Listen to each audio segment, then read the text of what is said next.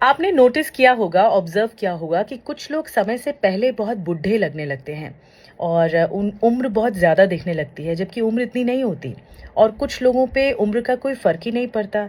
ऐसा लगता है कि वो दिन भर दिन जवान होते जा रहे हैं, यंग होते जा रहे हैं। क्या राज़ है? क्या एजिंग का सीधा कनेक्शन आपकी डेट ऑफ बर्थ से है?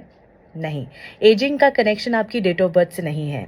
एजिंग का कनेक्शन आपके बॉडी के सेल्स से है, क्योंकि सेल्स में साइंस कहता है, और इसे बहुत अच्छी तरह समझाया डॉक्टर एलिजाबेथ ब्लैकबर्न ने, जो कि नोबेल प्राइज़ विनर भी रही हैं 2009 में मेडिसिन के लिए। उन्होंने एक चीज़ डिस्कवर की कि एजिंग का कनेक्शन सेल से है। अब देखिए, हमारी बॉडी में ना millions and trillions of cells हैं, लेकिन सेल्स का एक प्रोटेक्टिव गार्ड होता है, और जिसका टर्म होता है टेलोमियर्स। TELOMERES, telomeres. ये टेलोमेयर कैसे होता है? ये एक तरह से कैप की तरह होता है डीएनए पर। और वो कैप क्या होता है? आप जब जब सेल्स जो हैं, विभाजन होता है उसका, डिस्ट्रीब्यूट होते हैं या फिर अलग अलग फॉर्म में सामने आते हैं, तो वो जो टेलोमियर्स हैं वो कैप की तरह होता है। इसे आप ऐसे समझ सकते हैं कि आपने जूता देखा है, जूते का फीता होता है, फीते के एंड में आप देखेंगे तो एक प्लास्टिक जैसा हार्ड मटेरियल होता है। अगर वो नहीं रहेगा तो जो लेस है उसके रेशे निकलने शुरू हो जाएंगे, लॉक नहीं होगा। तो आप समझ लीजिए कि ये सेल का एक लॉक होता है, और टेलोमेयर्स। अब क्या होता है, जब सेल डिस्ट्रीब्यूट होते हैं या उनका विभाजन होता है, तो ये टेलोमेयर्स की जो उम्र है वो छोटे होते चले जाते हैं, उसकी हाइट छोटी होती चली जाती है।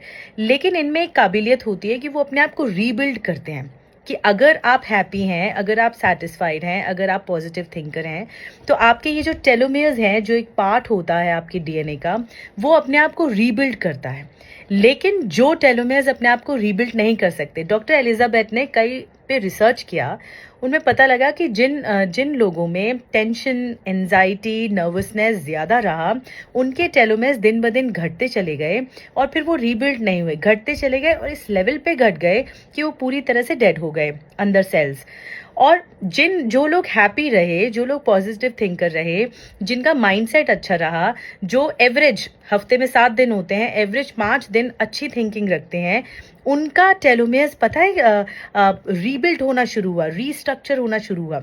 तो ये थ्योरी कहती है कि टेलोमेयर्स जितने कम होंगे, शॉर्टन होंगे, या फिर मर जाएंगे, तो आपकी एजिंग शुरू हो जाएगी। यही एजिंग का प्रोसेस होता है।